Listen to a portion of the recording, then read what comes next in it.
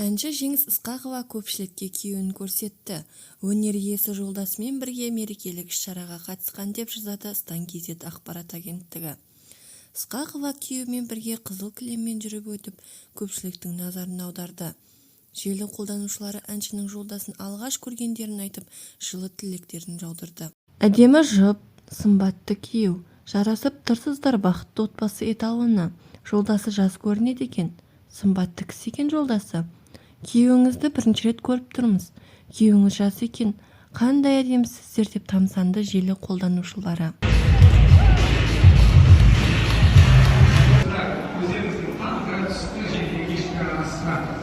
Өте тиімді, қымбат емес, ең тәтті. Айтады ғой ол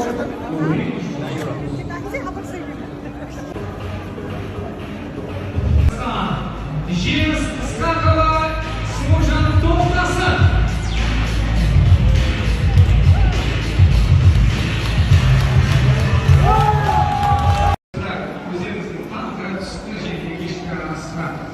Өте тиімді, қымбат емес, ең тәтті. айтады ғой ол